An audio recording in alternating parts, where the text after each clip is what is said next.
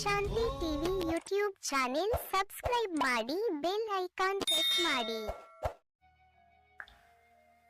ಓಂ ಶಾಂತಿ. ನಾವೆಲ್ಲ ಆತ್ಮರು ಭ್ರೂ ಮಧ್ಯದಲ್ಲಿ ಸ್ಮೃತಿ ಸ್ವರೂಪರಾಗುತ್ತಾ ಅನುಭವ ಮಾಡಿ.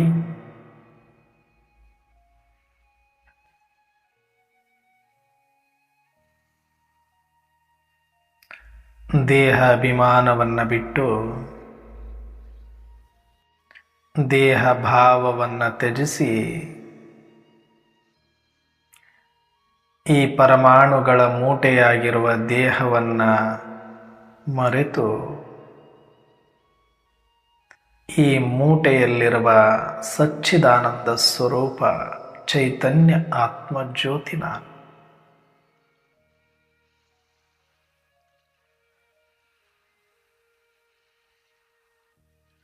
ಆ ಒಂದು ಬೆಳಕಿನ ಕಿರಣ ನಾನು. Point of light, source of energy. ಈ ಪರಮಾಣುಗಳ ಮೂಟೆ ಸದಾ ಪರಿವರ್ತನೆಯಾಗುತ್ತಾ ಇರುತ್ತದೆ. ಪರಿವರ್ತನೆ ಒಳಪಟ್ಟಿರುವ ಈ ಶರೀರದಲ್ಲಿರುವ ಎಂದೂ ಪರಿವರ್ತನೆಯಾಗದ ಸದಾ ಚೈತನ್ಯವಾಗಿರುವ ಅವಿನಾಶಿಯಾಗಿರುವ ಸಚ್ಚಿದಾನಂದ ಸ್ವರೂಪ ನಾನು ಆತ್ಮ.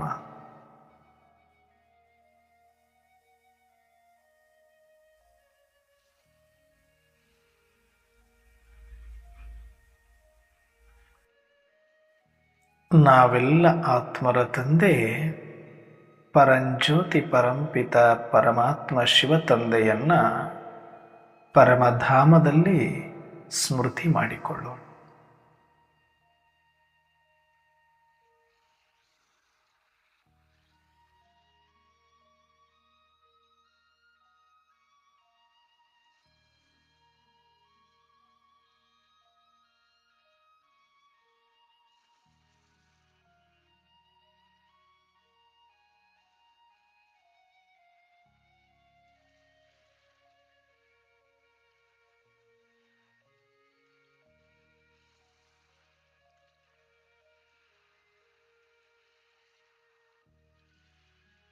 ಪರಂಪಿತ ಶಿವ ತಂದೆಯ ಮುಂದೆ ನಿಂತು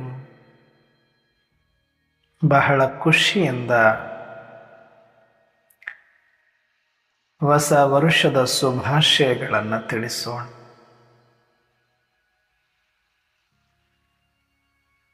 ಹ್ಯಾಪಿ ನ್ಯೂ ಇಯರ್ ಬಾಬಾ. ಹೊಸ ವರ್ಷದ ಶುಭಾಶಯಗಳು ಶಿವ ತಂದೆ.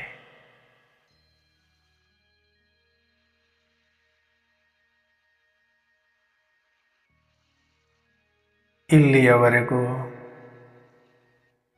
ನನಗೆ ಪಾಲನೆ ಕೊಟ್ಟು ಪೋಷಣೆ ಕೊಟ್ಟು ಆಶೀರ್ವಾದ ಮಾಡಿ ಮಾರ್ಗದರ್ಶನ ನೀಡುತ್ತಿರುವ, ಪ್ರತಿ ಹೆಜ್ಜೆಯಲ್ಲೂ ನನ್ನ ಕೈ ಹಿಡಿದು ನಡೆಸುತ್ತಿರುವ ಶಿವ ತಂದೆ ನಿಮಗೆ ಕೋಟಿ ಕೋಟಿ ಧನ್ಯವಾದಗಳು.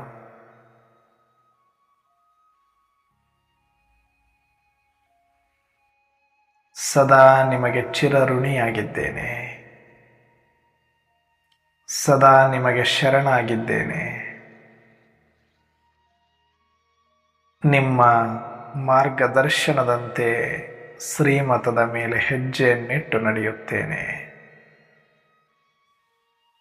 ಹೊಸ ವರ್ಷವು ನನ್ನ ಸ್ವಸ್ಥಿತಿಯಲ್ಲಿ ಸ್ಥಿತನಾಗುವುದಕ್ಕೆ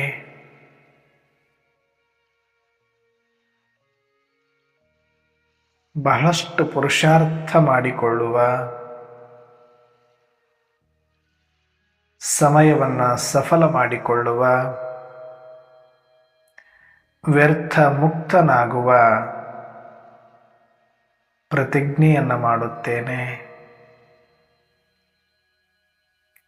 ನಿಮ್ಮ ಕೃಪೆಯು ಸದಾಕಾಲ ಇದ್ದು ಆದಷ್ಟು ಬೇಗ ಸಂಪನ್ನನಾಗಲು ಆಶೀರ್ವದಿಸಿ ಶಿವ ತಂದೆ.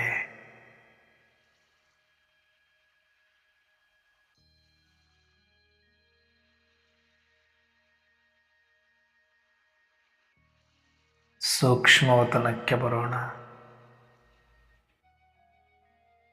ಫರಿಸ್ತಾ ಸ್ವರೂಪವನ್ನು ಇಮರ್ಜ್ ಮಾಡಿಕೊಳ್ಳೋಣ.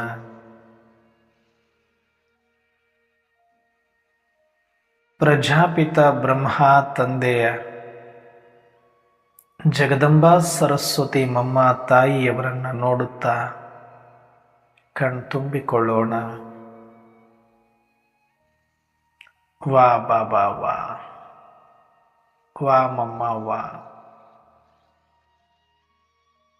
ನಿಮಗೆ ನಾನು ಸದಾ ಕಾಲಕ್ಕೂ ಕೂಡ ಚಿರಋಣಿಯಾಗಿದ್ದೇನೆ. ನಿಮ್ಮ ತ್ಯಾಗ ತಪಸ್ಸಿನಿಂದ ನನಗೆ ಸನ್ಮಾರ್ಗ ದೊರೆತಿದೆ. ನಿಮ್ಮ ತ್ಯಾಗ ತಪಸ್ಸಿನಿಂದ ನನಗೆ ಯಜ್ಞ ದೊರೆತಿದೆ, ಸಂಘಟನೆ ದೊರೆತಿದೆ, ಜ್ಞಾನ ದೊರೆತಿದೆ, ಸತ್ಸಂಗ ದೊರೆತಿದೆ. ನಿಮ್ಮ ಋಣವನ್ನು ತೀರಿಸಲು ಸಾಧ್ಯವಿಲ್ಲ. ನಿಮಗೆ ಕೋಟಿ ಕೋಟಿ ಧನ್ಯವಾದಗಳು ಬಾಬಾ ಮಮ್ಮ.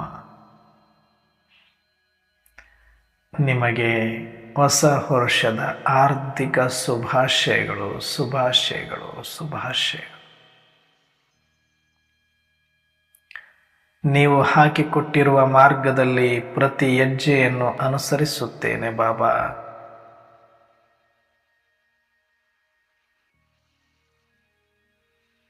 ನಿಮ್ಮಂತೆ ನಾನೂ ಕೂಡ ಅನೇಕ ಆತ್ಮರ ಕಲ್ಯಾಣದಲ್ಲಿಯೇ ನನ್ನ ಸಮಯವನ್ನು ಕಳೆಯುತ್ತೇನೆ ಬಾಬಾ.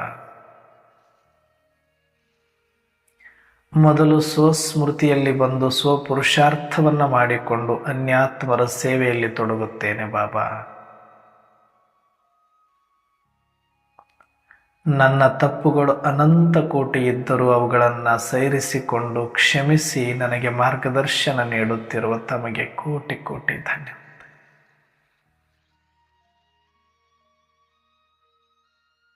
ಓಂ ಶಾಂತಿ.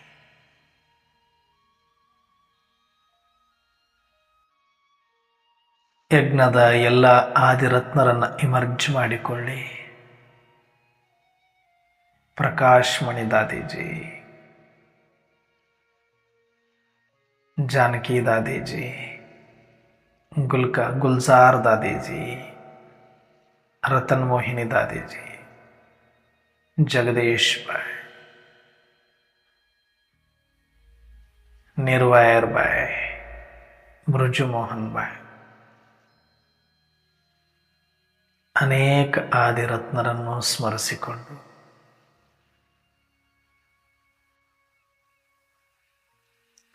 ಸಮಸ್ತ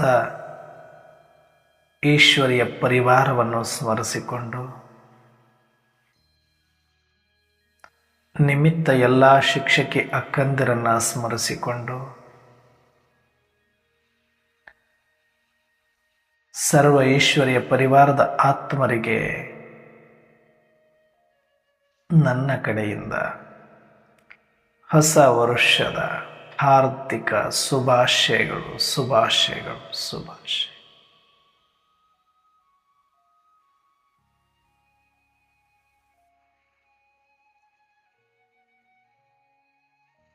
ಭ್ರುಕುಟಿಯ ಮಧ್ಯದಲ್ಲಿ ಸ್ಮೃತಿ ಸ್ವರೂಪರಾಗುತ್ತಾ ಪ್ರತಿ ದಿನದಂತೆ ಈ ದಿನವೂ ಸಹ ಈ ಒಂದು ಮುರಳಿ ಚಿಂತನೆಯಲ್ಲಿ ಭಾಗವಹಿಸಿ ಆಲಿಸುತ್ತಿರುವ ನನ್ನೆಲ್ಲ ಸಹೋದರಾತ್ಮರಿಗೆ ಹೊಸ ವರ್ಷದ ಹಾರ್ದಿಕ ಶುಭಾಶಯಗಳು, ಶುಭಾಶಯಗಳು, ಶುಭಾಶಯಗಳು. ಈ ಹೊಸ ವರ್ಷದ ಹೊಸ ಹರುಷದ ದಿನದಂದು ನಮ್ಮೆಲ್ಲರ ಹರುಷಕ್ಕೆ ಕಾರಣೀಕರ್ತನಾಗಿರುವ ಸರ್ವಾತ್ಮರ ಪಿತ ಶಿವತಂದೆ ನಿನ್ನೆ ನಾವೆಲ್ಲ ಮಕ್ಕಳ ಮಿಲನವನ್ನು ಮಾಡಿ ಹೊಸ ವರ್ಷಕ್ಕಾಗಿ ಸನ್ಮಾರ್ಗವನ್ನು ತೋರಿ ಆತ್ಮೀಯ ದೃಷ್ಟಿಯನ್ನು ಕೊಟ್ಟು ಅಪಾರವಾದ ಪ್ರೀತಿಯಲ್ಲಿ ನಮ್ಮನ್ನು ಬಂಧಿಸಿದ್ದಾರೆ. ಅವರ ಕರ್ತವ್ಯವನ್ನಂತೂ ಇಂದಿಗೂ ಅವರು ನಿಭಾಯಿಸುತ್ತಿದ್ದಾರೆ. ಆದರೆ ಈಗ ನಮ್ಮ ಸರದಿ. ಅವರು ಕೊಟ್ಟಿರುವ ಮುರುಳಿಯ ಅನುಸಾರ ಜೀವನವನ್ನು ಕಟ್ಟಿಕೊಂಡು ಸೇವಾಯೋಗ್ಯರಾಗಬೇಕಾಗಿದೆ. ಹಾಗಾಗಿ ಈ ದಿನ ಶಿವತಂದೆ ಕೊಟ್ಟಿರುವ ಮುರುಳಿಯ ಪ್ರಶ್ನೋತ್ತರದ ಕುರಿತಾಗಿ ಸಂಕ್ಷಿಪ್ತವಾದ ಚಿಂತನೆಯನ್ನು ಮಾಡಿ. ಈ ದಿನ ಶಿವತಂದೆ ಪ್ರಶ್ನೆಯನ್ನು ಕೇಳ್ತಾ ಇದ್ದಾರೆ, ಬುದ್ಧಿವಂತ ಮಕ್ಕಳ ಲಕ್ಷಣವೇನು? ಬುದ್ಧಿವಂತ ಮಕ್ಕಳ ಲಕ್ಷಣ ಏನು? ಉತ್ತರದಲ್ಲಿ ಶಿವತಂದೆ ಹೇಳ್ತಾರೆ, ಯಾರು ನಿಜವಾದ ಬುದ್ಧಿವಂತ ಮಕ್ಕಳು ಅಂದರೆ ಈ ಸಂಗಮದ ಸಮಯದಲ್ಲಿ ಪರಮಾತ್ಮನನ್ನ ಪಡೆದುಕೊಂಡು ಪರಮಾತ್ಮನ ಶ್ರೀಮತವನ್ನ ಸ್ವೀಕರಿಸಿ ಆತ್ಮೀಯ ಸ್ಮೃತಿಯಲ್ಲಿ ಬಂದು ಯಾರು ಸದಾ ತ್ರಿಕಾಲದರ್ಶಿ ತ್ರಿನೇತ್ರಿಯಾಗಿ ಅಪಾರ ಖುಷಿಯಲ್ಲಿದ್ದಾರೋ ಆ ಮಕ್ಕಳು ಬಹಳ ಬುದ್ಧಿವಂತ ಮಕ್ಕಳು. ನೋಡಿ, ಇವತ್ತು ವರ್ಷ ಪೂರ್ತಿ ನಾವು ಅಪಾರ ಖುಷಿಯಲ್ಲಿರಬೇಕು ಅಂತ ಬಾಬರವರು ನಿರೀಕ್ಷೆ ಮಾಡ್ತಿದ್ದಾರೆ. ನಾವು ಬುದ್ಧಿವಂತರು ಅಂದರೆ ಅಪಾರ ಖುಷಿಯಲ್ಲಿರೋರು ಅಂತ. ಅಪಾರ ಖುಷಿ ಯಾವಾಗಿರುತ್ತೆ? ಬುದ್ಧಿವಂತರಿಗೂ ಅಪಾರ ಖುಷಿಯಲ್ಲಿರೋದಕ್ಕೂ ಏನು ಸಂಬಂಧ? ಸ್ವಲ್ಪ ನಾವು ಸಂಕ್ಷಿಪ್ತವಾಗಿ ನೋಡೋದಾದ್ರೆ,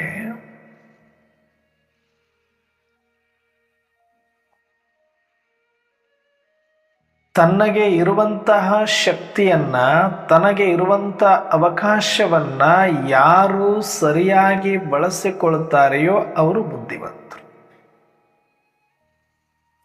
ಇದ್ದುದನ್ನ ಬಳಸಿಕೊಳ್ಳದೆ ಅದರ ಕಡೆಗೆ ಗಮನ ಹರಿಸದೆ ಇಲ್ಲದರ ಕುರಿತಾಗಿ ಚಿಂತಿಸಿ ಸಾಯುವವರು, ಕುದಿಯುವವರು, ಅಳುವವರು, ದುಃಖಿಸುವವರು, ಅಶಾಂತಿಯಲ್ಲಿ ಒದ್ದಾಡುವವರೇ ಎಲ್ಲ.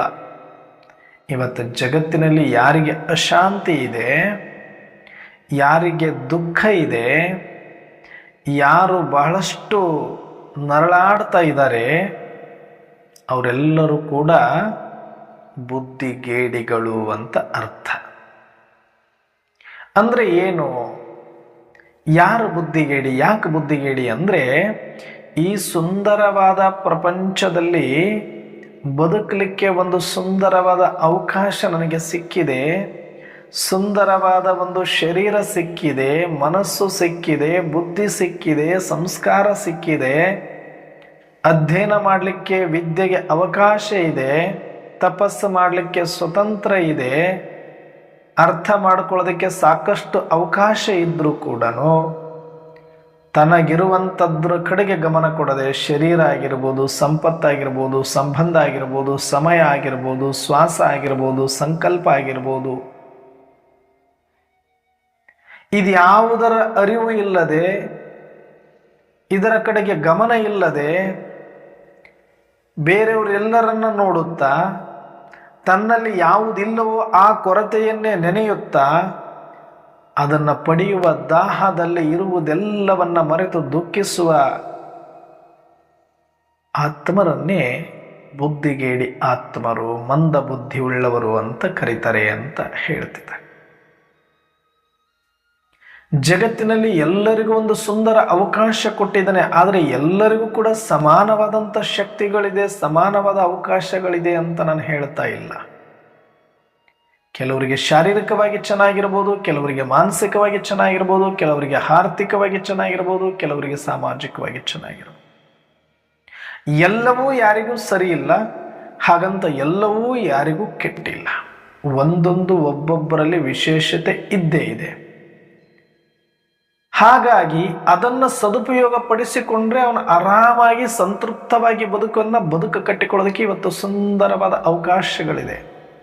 ಇವತ್ತು ಹೊಟ್ಟೆ ತುಂಬ ಊಟ ಸಿಗ್ತಾ ಇದೆ, ಕುಡಿಲಿಕ್ಕೆ ನೀರು ಸಿಗ್ತಾ ಇದೆ, ಸೇವಿಸಲಿಕ್ಕೆ ಗಾಳಿ ಸಿಗ್ತಾ ಇದೆ, ಬದುಕಲಿಕ್ಕೆ ಸ್ವತಂತ್ರ ಅವಕಾಶ ಇದೆ, ಓದಲಿಕ್ಕೆ ಸಾಕಷ್ಟು ಅಧ್ಯಯನ ಮಾಡಲಿಕ್ಕೆ ಇವತ್ತು ಶಿಕ್ಷಣ ವ್ಯವಸ್ಥೆ ಇದೆ, ಕಾಯಕ ಮಾಡಲಿಕ್ಕೆ, ದುಡಿಲಿಕ್ಕೆ, ಸಂಪಾದಿಸಲಿಕ್ಕೆ ಸಾಕಷ್ಟು ಸಿಕ್ಕಾಪಟ್ಟೆ ಅವಕಾಶಗಳಿದೆ.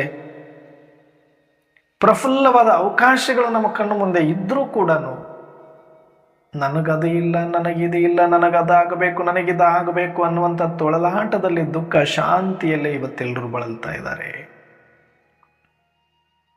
ಯಾಕೆ ಅಂದರೆ ಅದಕ್ಕೆ ಕಾರಣ ದೇಹ ಅಭಿಮಾನ ಒಂದು. ಇನ್ನೊಂದು ಭವಿಷ್ಯದ ಬಗ್ಗೆ ಅಜ್ಞಾನ, ಮುಂದೆ ಏನು ನಡೆಯುತ್ತೆ ಅನ್ನೋದು ಪಾಪ ಗೊತ್ತಿಲ್ಲದೆ ಇರೋದರಿಂದ, ನಾಳೆ ಏನಾಗುತ್ತೋ ಅನ್ನುವ ಭಯದಲ್ಲಿ ಇರುವುದರಿಂದ ನಾಳೆಗಾಗಿ ಎಲ್ಲವನ್ನ ಸಂಗ್ರಹಿಸುವುದು, ಶರೀರವನ್ನ ಚೆನ್ನಾಗಿಟ್ಕೊಳ್ಳೋದ್ರ ಕಡೆಗೆ ಗಮನ, ಸಂಬಂಧಗಳನ್ನ ಹಿಡಿದಿಟ್ಟುಕೊಳ್ಳೋದ್ರ ಕಡೆಗೆ ಗಮನ, ಸಂಪಾದಿಸಿ ಗುಡ್ಡೆ ಹಾಕ್ಕೊಳ್ಳೋದ್ರ ಕಡೆಗೆ ಗಮನ, ಅಧಿಕಾರ ಹಿಡಿಯೋದ್ರ ಕಡೆಗೆ ಗಮನ, ಎಷ್ಟಿದ್ರು ಇನ್ನಷ್ಟಿದ್ರು ಮತ್ತಷ್ಟು ಎನ್ನುವ ದಾಹ. ಯಾಕೆ ಅಂದ್ರೆ ನಾಳಿನ ಭಯ. ಹಾಗಾಗಿಯೇ ಎಲ್ಲರೂ ದುಃಖದಲ್ಲಿ ಬಂದಿದೆ. ಆದರೆ ನಮಗೆ ಈ ದುಃಖದಿಂದ ದೂರ ಮಾಡಿದರೆ ಸ್ವಯಂ ಪರಂಪತ ಶಿವತಂದೆ. ಸ್ವಯಂ ಪರಮಾತ್ಮನೇ ಈ ಸೃಷ್ಟಿಯಲ್ಲಿ ಅವತರಿಸಿ ಪ್ರಜಾಪಿತ ಬ್ರಹ್ಮನ ಮೂಲಕ ನನಗೆ ಈ ದೇಹದ ಭಾನವನ್ನು ಬಿಡಿಸಿ ಆತ್ಮಿಕ ಸ್ಮೃತಿಯನ್ನು ಕೊಟ್ಟಿದ್ದಾರೆ. ಮಗು, ಕೆಟ್ಟು ಹೋಗುವ, ಸುಟ್ಟು ಹೋಗುವ, ಸತೋರಜೋ ತಮದಲ್ಲಿ ಬರುವ, ಸದಾ ಜಡವಾಗಿರುವ, ಸದಾ ಪರಿವರ್ತನೆಗೆ ಒಳಪಟ್ಟಿರುವ, ಸದಾ ಅತಂತ್ರವಾಗಿರುವ ಈ ಪರಮಾಣುಗಳ ಮೂಟೆ ಈ ಶರೀರ ನೀನಲ್ಲ. ಇದರೊಳಗಡೆ ಒಂದು ಅವಿನಾಶಿಯಾದ, ದಿವ್ಯವಾದ, ಭವ್ಯವಾದ, ಚೈತನ್ಯವಾದ, ಸಚ್ಚಿದಾನಂದ ಸ್ವರೂಪನಾದ, ಪಾಯಿಂಟ್ ಆಫ್ ಲೈಟ್ ಆಗಿರುವಂಥ, ಸದಾ ನಿತ್ಯ ನೂತನವಾಗಿರುವಂಥ, ಸದಾ ನಂದ ದೀಪವಾಗಿ ಬೆಳಗುತ್ತಿರುವ ಆತ್ಮ ಜ್ಯೋತಿ ನೀನು. ನಿನಗೆ ಸಾವಿಲ್ಲ, ನಿನಗೆ ದುಃಖ ಇಲ್ಲ, ನಿನಗೆ ಅಶಾಂತಿ ಇಲ್ಲ, ನೀನು ಪರಿವರ್ತನೆ ಆಗುವವನಲ್ಲ, ನಿನ್ನನ್ನು ಪರಿವರ್ತನೆ ಮಾಡುವ ತಾಕತ್ತು ಇಲ್ಲಿ ಯಾರಿಗೂ ಇಲ್ಲ ಅನ್ನುವಂಥ ಆತ್ಮಿಕ ಸ್ಮೃತಿಯನ್ನು ಕೊಟ್ಟಾಗ ಎಷ್ಟು ಸುಖ, ಎಷ್ಟು ಖುಷಿ ಆಗಬೇಕು ನನಗೆ. ಸಾವಿಲ್ಲದವನು ನಾನು, ಸಾವಿಗೆ ಎದುರುವಷ್ಟು ಮನುಷ್ಯ ಮತ್ಯಾವುದಕ್ಕೂ ಎದುರುತ್ತಾ ಇರಲಿಲ್ಲ, ಆದರೆ ಸಾವಿಲ್ಲದವ ನಾನು ಅಂತ ಅರ್ಥ ಮಾಡಿಸಿ ಆತ್ಮಿಕ ಸ್ಮೃತಿಯನ್ನು ಕೊಟ್ಟಿದ್ದಾರೆ ಅಂದರೆ ನಾನು ಎಷ್ಟು ಖುಷಿಯಾಗಿರಬೇಕು.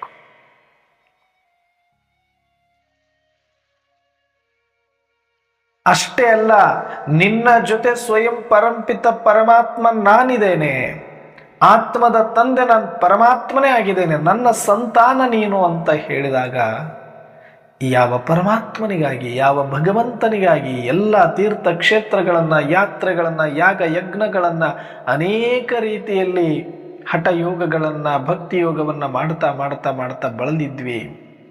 ಆದರೆ ಆ ಪರಂಜ್ಯೋತಿ, ಆ ಭಗವಂತ, ಆ ಪರಮಾತ್ಮ ಡೈರೆಕ್ಟ್ ನನ್ನ ತಂದೆ ಆಗಿದ್ದಾರೆ ಅನ್ನುವಂಥ ಸತ್ಯ ಗೊತ್ತಾದಾಗ ಆ ಭಗವಂತ ಭಕ್ತನ ಮಧ್ಯೆ ಇರುವಂಥ ಭಯ ಹೋಗಿ ನನ್ನಪ್ಪ ಅನ್ನುವಂಥ ಆತ್ಮೀಯತೆ ಬೆಳೆದಾಗ ಅದು ಎಷ್ಟು ಖುಷಿ ಆಗಬೇಡ. ಯಾರ ಹತ್ರ ಹೋಗಿ ಭಿಕ್ಷೆ ಥರ ಬೇಡಿಕೊಂಡು ನನಗೇನೋ ಒಂದಷ್ಟು ಭಿಕ್ಷೆ ಹಾಕಪ್ಪ ಅಂತ ತಟ್ಟೆ ಹಿಡ್ಕೊಂಡು ಯಾರ ಮನೆ ಮುಂದೆ ಹೋಗಿ ಅಗರ್ಭ ಶ್ರೀಮಂತ ಅಂತ ಪರಮಾತ್ಮನ ಮುಂದೆ ಮಂದಿರಗಳ ಹೋಗಿ ಬೇಡ್ತಾ ಇದ್ದೆ, ಆ ಅಗರ್ಭ ಶ್ರೀಮಂತ, ಆ ಪರಮಾತ್ಮ, ಆ ಜಗದೀಶ, ಆ ಜಗದೊಡೆಯ ನನ್ನಪ್ಪ ಅಂತ ಗೊತ್ತಾದಾಗ ಎಷ್ಟು ಖುಷಿ ಆಗೋದಿಲ್ಲ ಹೇಳಿ. ಇದು ರಿಯಲ್. ಇಲ್ಲಿ ಒಂದು ಸೈಟ್ ಬೇಕು, 2 ಸೈಟ್ ಬೇಕು, 3 ಸೈಟ್ ಬೇಕು, ಇದು ಮಾಡಬೇಕು, ಅದು ಮಾಡಬೇಕು ಅಂತ ದುಃಖ ದುಃಖ ದುಃಖ ದುಃಖ. ಬೆಳಗ್ಗೆ ಎದ್ದಾಗಿನಿಂದ ರಾತ್ರಿ ತನಕ ದುಡಿ ದುಡಿ ದುಡಿ ದುಡಿ, ಮನೆಗೆ ಬಂದಾಗಲೂ ಏನೋ ಒಂದು ಮಾಡು ಮಾಡು ಮಾಡು, ನೆಮ್ಮದಿ ಇಲ್ಲದಂಗೆ ಬರೀ ಬ್ಯುಸಿಯಾಗಿದ್ದುಕೊಂಡು ಏನೋ ಮಾಡಬೇಕಂತ ಒಂದಿಷ್ಟಕ್ಕೆ ಸೀಮಿತವಾಗಿ ಬಳಲ್ತಾ ಇದ್ವಿ. ಈಗ ನಾನು ನಿಸ್ಸೀಮ ಅಂತ ತಿಳಿಸಿ, ನೀನು ಸಾಮಾನ್ಯನಲ್ಲ, ನೀನು ಈ ಲೋಕದವನಲ್ಲ, ನಿನಗಿದು ಯಾವುದೂ ಕೂಡ ಸಂಬಂಧ ಇಲ್ಲದೆ ಇರುವಂಥದ್ದು, ನಿನ್ನ ಅಪಾರವಾದಂಥ ಶಾಂತಿಯ ಧಾಮವೇ ನಿನ್ನದು, ಪರಮ ಧಾಮವೇ ನಿನ್ನದು, ಪವಿತ್ರ ಧಾಮವೇ ನಿನ್ನದು, 3ನೇ ಲೋಕ ಮಹಾಲೋಕವೇ ನಿನ್ನದು, ಬ್ರಹ್ಮ ಮಹಾತತ್ವವೇ ನಿನ್ನ ಮನೆಯಾಗಿದೆ ಅಂತ ಹೇಳಿದಾಗ ಎಂಥ ಸುಖ, ಎಂಥ ಖುಷಿ ಆಗಬೇಡ ಹೇಳಿ.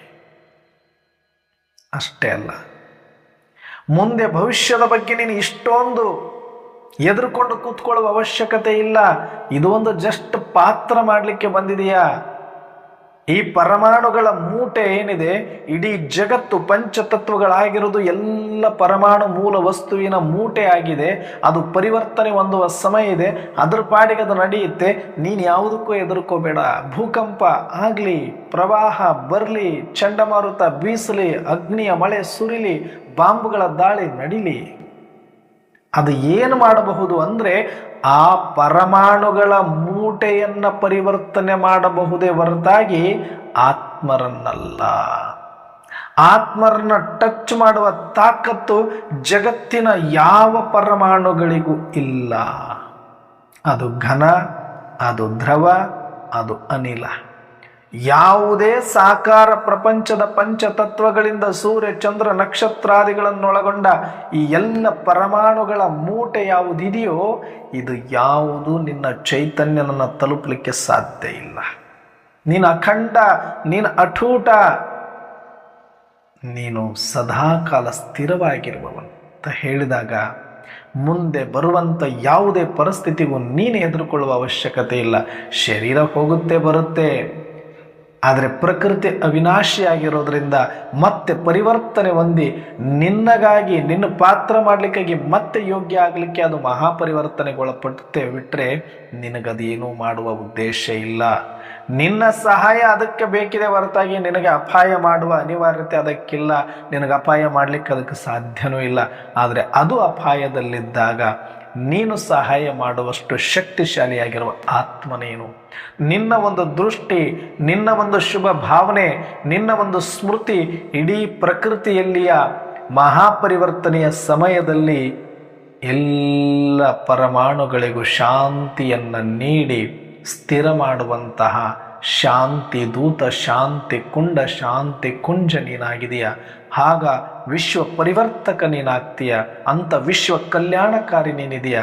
ಹಾಗಾಗಿ ನೀನು ಹೆದರಬೇಡ ಮಗು, ಭವಿಷ್ಯಕ್ಕಾಗಿ ಹೆದರಬೇಡ, ಸಾವಿಗಾಗಿ ಹೆದರಬೇಡ, ಯಾವ ಪರಿಸ್ಥಿತಿಗೂ ಹೆದರಬೇಡ. ನೀನು ಅಜರ್ ಅಮರ್ ಅವಿನಾಶಿಯಾಗಿರುವ ಚೈತನ್ಯ ಆತ್ಮನಾಗಿರುವೆ ಎನ್ನುವಂಥ ಸತ್ಯವನ್ನು ತಿಳಿಸಿದ್ದಾರೆ. ಅಂದ ಮೇಲೆ ಇನ್ನು ಯಾವುದಕ್ಕಾಗಿ ಅಳಬೇಕು ನಾನು? ನನ್ನ ಕಣ್ಣಲ್ಲಿ ನೀರು ಬರಲಿಕ್ಕೆ ಕಾರಣ ಆದರೂ ಏನು? ಯಾವುದಕ್ಕೆ ಅಳಲಿ ನಾನು? ಇಲ್ಲಿರೋದೆಲ್ಲವೂ ಪರಮಾಣುಗಳ ಮೂಟೆ, ಇದಕ್ಕೆ ಅಳಬೇಕು? ಇದು ಯಾವತ್ತಿದ್ರೂ ಪರಿವರ್ತನೆ ಆಗದೆ. ಒಂದು ದಿನ ಇದನ್ನಾದರೂ ನಾನು ಬಿಟ್ಟು ಹೋಗ್ಬೇಕು, ಇಲ್ಲ ನಾನಾದರೂ ಇದನ್ನು ಬಿಡಬೇಕು, ಇಲ್ಲ ನನ್ನಾದರೂ ಇದು ಬಿಡಬೇಕು. ಹಾಗೆ ಈ ಪರಮಾಣುಗಳ ಮೂಟೆಗಳಾಗಿರುವಂಥ ಎಲ್ಲ ಸಂಬಂಧಗಳು ಒಂದು ದಿನ ನಮ್ಮಿಂದ ದೂರ ಆಗಿ ಚದರಿ ಚದರಿ ಚದರಿ ಪ್ರಕೃತಿಯಲ್ಲಿ ಲೀನ ಆಗಲೇಬೇಕು. ಇದು ಸೃಷ್ಟಿಯ ನಿಯಮ. ಆದರೆ ಒಳಗಡೆ ಇರುವ ಚೈತನ್ಯ ಜ್ಯೋತಿಗಳೇ ಅವಿದವ, ಯಾವತ್ತೂ ನನ್ನಿಂದ ದೂರ ಆಗೋದಿಲ್ಲ. ಅದು ಯಾವತ್ತು ನನ್ನ ಆತ್ಮೀಯ ಸಂಬಂಧಿಕರೇ, ಆತ್ಮೀಯ ಸಹೋದರಾತ್ಮರೇ, ಯಾರನ್ನು ನಾನು ಇಲ್ಲಿ ಕಳೆದುಕೊಳ್ಳುವ ಮಾತಿಲ್ಲ, ಯಾರು ನನ್ನಿಂದ ದೂರ ಆಗುವ ಮಾತಿಲ್ಲ. ಪರಮಾಣುಗಳು ಸ್ವಲ್ಪ ಸಮಯಕ್ಕೆ ದೂರ ಆಗಿ ಅವು ಕೂಡ ಮತ್ತೆ ಕೂಡ್ತವೆ ಅನ್ನುವಂಥ ಸತ್ಯ ನನಗೆ ಅರ್ಥ ಆದಮೇಲೆ ನಾನು ಶರೀರಕ್ಕಾಗಿ ಹೇಳೋದಿಲ್ಲ, ಸಂಬಂಧಿಗಾಗಿ ಅಳೋದಿಲ್ಲ, ಸಂಪತ್ತಿಗಾಗಿ ಅಳೋದಿಲ್ಲ, ಅಧಿಕಾರಕ್ಕಾಗಿ ಅಳೋದಿಲ್ಲ. ಇನ್ನು ಯಾವುದಕ್ಕೆ ದುಃಖ ಪಡಲಿ ನಾನು? ಮರಣವೇ ಮಹಾನವಮಿ ಶಿವಶರಣನಿಗೆ ಅಂತ ಈ ಆತ್ಮಿಕ ಸತ್ಯವನ್ನು ತಿಳಿದವನಿಗೆ ಪ್ರತಿಕ್ಷಣ ಮರಣ ಇದೆ, ಪ್ರತಿಕ್ಷಣ ಹುಟ್ಟಿದೆ. ಇಲ್ಲಿ ಲಕ್ಷಾಂತರ ಮಿಲಿಯನ್ ಪರಮಾಣುಗಳು ಪ್ರತಿನಿತ್ಯ ಸಾಯ್ತಾ ಇದ್ದಾವೆ, ಹುಟ್ಟುತ್ತಾ ಇದ್ದಾವೆ. ನನ್ನ ಕಣ್ಣಿಗೆ ನಾನು ಹುಟ್ಟಿದ್ದೀನಿ, ಬಾಲ್ಯ ಯೌವನ ಅಂತ ನೋಡ್ತಿದ್ದೀನಿ. ಇದು ಪ್ರತಿನಿತ್ಯ ಪರಿವರ್ತನೆ ಆಗ್ತಾ ಆಗ್ತಾ ಆಗ್ತಾ ಆಗ್ತಾ ಈ ರೂಪಕ್ಕೆ ಬಂದಿದೆ ಇವತ್ತಷ್ಟೇ. ಅವತ್ತಿಂದ ಇವತ್ತಿನ ತನಕ ಸಾಯ್ತಾ ಹುಟ್ಟುತ್ತಾ ಪ್ರತಿಕ್ಷಣ ಸತ್ತಿದೆ, ಪ್ರತಿಕ್ಷಣ ಹುಟ್ಟಿದೆ ಈ ಶರೀರ. ಈ ಶರೀರದೊಳಗಡೆ ಇರುವಂಥ ಎಷ್ಟೋ ಅವಯವಗಳು, ಎಷ್ಟೋ ಭಾಗಗಳು ಕೆಲವು ಒಂದು ದಿನದಲ್ಲಿ ಪರಿವರ್ತನೆ ಆಗೋ, ಒಂದು ತಿಂಗಳಲ್ಲಿ ಪರಿವರ್ತನೆ ಆಗೋ, ಒಂದು ವರ್ಷದಲ್ಲಿ ಪರಿವರ್ತನೆ ಆಗೋದಿದೆ. ಎಂಟೈರ್ ಬಾಡಿ ಕೂಡ ಪರಿವರ್ತನೆ ಆಗ್ತಾ ಹೋಗ್ತಾ ಇದೆ ಪ್ರತಿ ಕ್ಷಣ ಕ್ಷಣ ಕ್ಷಣ ಕ್ಷಣ. ಒಂದು ಶ್ವಾಸ ತೆಗೆದುಕೊಂಡ್ರೆ 10 ಮುಂದೆ 22 0 ಇಟ್ಟರೆ ಎಷ್ಟು ಪರಮಾಣುಗಳಾಗುತ್ತೋ ಅಷ್ಟು ಒಂದು ಸಲ ಶ್ವಾಸ ತಗೊಂಡಾಗ ಹೊಸ ಪರಮಾಣುಗಳು ನನ್ನ ಒಳಗಡೆ ಹೋಗುತ್ತೆ. ಒಂದು ಸಲ ಉಚ್ಛ್ವಾಸ ಮಾಡಿದಾಗ, ನಾನು ಉಸಿರನ್ನ ಬಿಟ್ಟಾಗ 10 ಮುಂದೆ 22 0 ಇಟ್ಟರೆ ಎಷ್ಟು ಮಿಲಿಯನ್ ಪರಮಾಣುಗಳಾಗುತ್ತೋ ಅಷ್ಟು ಹೊರಗಡೆ ಹೋಗುತ್ತೆ. ಅಂದರೆ ಹಳೆಯದು ಪ್ರಕೃತಿಯಲ್ಲಿ ಲೀನ ಆಗುತ್ತೆ, ಹೊಸದು ಮತ್ತೆ ನನ್ನ ಒಳಗಡೆ ಬರುತ್ತೆ. ಪ್ರತಿನಿತ್ಯ, ಪ್ರತಿ ಸೆಕೆಂಡು, ಪ್ರತಿ ಕ್ಷಣ ಇದು ನಡೀತಾ ಇದೆ. ಪ್ರತಿನಿತ್ಯ ನಡೆದು ಒಂದು ದಿನ ಪರಿವರ್ತನೆ ಹೊಂದುತ್ತೆ ಅಷ್ಟೇ, ಬಿಟ್ಟರೆ ಒಂದೊಂದು ರೂಪವನ್ನು ತಾಳುತ್ತೆ, ಅದು ಒಂದು ದಿನ ಜಡವಾಗತ್ತೆ. ಜಡ ಆದಾಗ ಜಡ ಜಡ ಆಯಿತು, ನಾನು ಚೈತನ್ಯ ಸಪರೇಟ್ ಆಗ್ತೀವಿ. ಹೇಗೆ ಒಂದು ಬೀಜ ಜಡವಾಗಿರುತ್ತೆ ಮೊದಲು, ಅದು ಭೂಮಿಗೆ ಹಾಕಿದ ಮೇಲೆ ಅದು ಬೆಳವಣಿಗೆ ಸ್ಟಾರ್ಟ್ ಆಗುತ್ತೆ. ಅದಕ್ಕೆ ನೀರು ಹಾಕ್ರಿ, ಅವಾಗ ಅದು ಸ್ವೀಕಾರ ಮಾಡುತ್ತೆ, ಆ ಬೇರುಗಳು ಬಿಡುತ್ತೆ. ಫಸ್ಟ್ ಬರೀ ಬೀಜನೇ ಬೇರು ಬಿಡುತ್ತೆ. ಬೇರು ಬಿಟ್ಟ ಮೇಲೆ ಅದಕ್ಕೆ ನೀರು ಹಾಕಿದಷ್ಟು ಬೆಳೀತಾ ಹೋಗುತ್ತೆ, ಗೊಬ್ಬರ ಕೊಟ್ಟಷ್ಟು ಬೆಳೀತಾ ಹೋಗುತ್ತೆ. ಎಷ್ಟು ದಿನಕ್ಕೆ ಬೆಳಿತೆ? ಒಂದು ಹಂತಕ್ಕೆ ಬೆಳೀತಾ ಹೋಗುತ್ತೆ. ಉದಾಹರಣೆಗೆ 3 ತಿಂಗಳ ಬೆಳೆ ಅಂತ ಇಟ್ಕೊಳ್ಳಿ. ಈಗ ಒಂದು ತೊಗರೆ 4 ತಿಂಗಳ 5 ತಿಂಗಳ ಬೆಳೆ. ಅದು ತೊಗರೆ ಕಾಳು ನೀವು ಬಿತ್ತಿದಾಗ ಅದು ಬರೀ ಜಡವಾದ ಬೀಜ ಕಾಣಿಸುತ್ತೆ ನಮಗೆ. ಅದನ್ನು ಬಿತ್ತಿದ ಮೇಲೆ ಅದು ಸಂಸ್ಕಾರಕ್ಕೊಳಪಟ್ಟ ಮೇಲೆ ಭೂಮಿಯೊಳಗಡೆ ಅದಕ್ಕೆ ನೀರು ಹಾಕ್ರಿ, ಬೇರೆ ಬಿಟ್ಟು ಬೆಳೀತಾ ಹೋಗುತ್ತೆ. ಎಲ್ಲಿ ತನಕ 1 ತಿಂಗಳು 2 ತಿಂಗಳು 3 ತಿಂಗಳು 4 ತಿಂಗಳು 5 ತಿಂಗಳು ಬೆಳೆಯುತ್ತೆ. ಮುಗೀತದರ ಆಯುಷ್ಯ ಅಷ್ಟೇ. ಅದರ ಹಂತ ಪರಿವರ್ತನೆ ಹಂತ ದಿನ ದಿನ ದಿನ ದಿನ ವ್ಯತ್ಯಾಸ ಕಾಣ್ತಾ ಹೋಗುತ್ತೆ. ರೈತ ಖುಷಿ ಖುಷಿ ಖುಷಿ ಆಗ್ತಾ ಹೋಗ್ತಾನೆ. ಒಂದು ಸ್ಟೇಜ್ ಬರುತ್ತೆ, ಅದು ಎಲ್ಲ ಹೂವು ಬಿಡುತ್ತೆ, ಮೊಗ್ಗು ಬಿಡುತ್ತೆ, ಹೂವು ಬಿಡುತ್ತೆ, ಕಾಯಿ ಆಗುತ್ತೆ. ಎಲ್ಲವೂ ಕೂಡ ತೊಗರೆ ಕಾಯಿ ಆದ್ಮೇಲೆ ಗೊಂಚಲು ಗೊಂಚಲು ಗೊಂಚಲು ಗೊಂಚಲು ಒಣಗಕ್ಕೆ ಸ್ಟಾರ್ಟ್ ಮಾಡುತ್ತೆ. ನೀವು ನೀರು ಕೊಟ್ಟರು ಕೂಡ ಒಣಗುತ್ತೆ ಕಾಯಿಗಳು. ಒಣಗ್ತಾ ಒಣಗ್ತಾ ಒಣಗ್ತಾ ಬರೀ ಕಾಯಿ ಮಾತ್ರ ಡ್ರೈ ಆಗೋದಿಲ್ಲ, ಇಡೀ ಎಲೆಗಳೆಲ್ಲ ಉದುರುತ್ತೆ. ಉದುರಿ ಅಂತಿಮ ಸ್ಟೇಜ್, ಮೊದಲು ಏನು ಬೀಜ ಇತ್ತು ಆ ಬೀಜದ ಸ್ವರೂಪವನ್ನು ಮತ್ತೆ ಪಡಿತು ಅಂತ ಇಟ್ಕೊಳ್ಳಿ, ಆಟೋಮೆಟಿಕ್ ಆಗಿ ಗಿಡ ಎಲ್ಲ ಡ್ರೈ ಆಗ್ತಾ ಬರುತ್ತೆ. ಅವತ್ತು ನೀವು ನೀರು ಕೊಟ್ಟರು ಕೂಡ ತಗೊಳ್ಳೋ ಶಕ್ತಿ ಅದರಲ್ಲಿಲ್ಲ ಅಂದಾಗ, ಯಾವ ಜಡ ಚೈತನ್ಯವಾಗಿತ್ತು, ಸಜೀವ ಆಗಿತ್ತು, ಮತ್ತೆ ಅದರ ಆಯುಷ್ಯ ಮುಗಿದ ಮೇಲೆ ಅದು ಮತ್ತೆ ಜಡವಾಗುತ್ತೆ. ನೀವು ಹಂಗೆ ಬಿಡಿ, ಹೊಲದಲ್ಲಿ ಹಂಗೆ ನೀರು ಹಾಕಿ, ಅದೇನು ಮತ್ತೆ ಕೆಲಸಕ್ಕೆ ಬರೋದಿಲ್ಲ, ಡ್ರೈ ಆಗಿ ಒಣಗಿ ಹೋಗೋದೆ. ಯಾಕಂದ್ರೆ ಅದರ ಆಯುಷ್ಯ ಮುಗೀತು. 3 ತಿಂಗಳ ಬೆಳೆ, 3 ತಿಂಗಳಿಗೆ ಮತ್ತೆ ಜಡದಿಂದ ಸಜೀವಾಗಿ, ನಿರ್ಜೀವದಿಂದ ಸಜೀವಾಗಿ ಮತ್ತೆ ನಿರ್ಜೀವ ಆಗುತ್ತೆ. ಹಾಗೆ ಈ ಒಂದು ಅಣುವಿನಿಂದ ಸ್ಟಾರ್ಟ್ ಆದ ನನ್ನ ದೇಹ ಅವತ್ತೊಂದು ಬೀಜ ಅಷ್ಟೇ. ಅದು ಅಲ್ಲಿಂದ ಸ್ಟಾರ್ಟ್ ಆದಂಥ ಈ ದೇಹ, ಇದಕ್ಕೊಂದು ಲಿಮಿಟ್ ಇದೆ. ಯಾವ್ಯಾವ ಬೀಜ ಎಷ್ಟೆಷ್ಟು ಲಿಮಿಟ್ ತಗೊಂಡು ಬಂದಿದೆ ಗೊತ್ತಿಲ್ಲ. ಇಲ್ಲಿ ಇದು 20 ವರ್ಷಕ್ಕೋ 50 ವರ್ಷಕ್ಕೋ 80 ವರ್ಷಕ್ಕೋ 100 ವರ್ಷಕ್ಕೋ ಮುಪ್ಪಾಗ್ಬೋದು, ಇದು ಮುಗಿಬೋದು ಅದರ ಅವಶ್ಯ. ಅಲ್ಲಿ ತನಕ ಇದು ಸಜೀವ ಆಗಿ ಕಾಣಿಸುತ್ತೆ ನಮಗೆಲ್ಲರಿಗೂ. ಒಂದು ಕ್ಷಣ ಬರುತ್ತೆ, ಮುಗೀತದು ಪಾಯಿಂಟ್, ಅದು ಅಲ್ಲಿಗೆ ಮುಗೀತು ಸ್ಟೇಜ್, ಇದರದ ಆಯುಷ್ಯ ಅಂದ ತಕ್ಷಣನೇ ಇದು ಜಡ ಮತ್ತೆ ಜಡವಾಗಿ ಉಳಿಯುತ್ತೆ.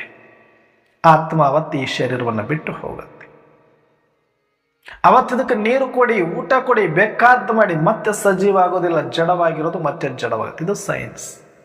ಹಾಗೆ ಜಡ ಸಜೀವ ಮತ್ತು ನಿರ್ಜೀವ ಆಗುತ್ತೆ, ವ್ಯಕ್ತ ಮತ್ತು ಅವ್ಯಕ್ತ ಆಗುತ್ತೆ.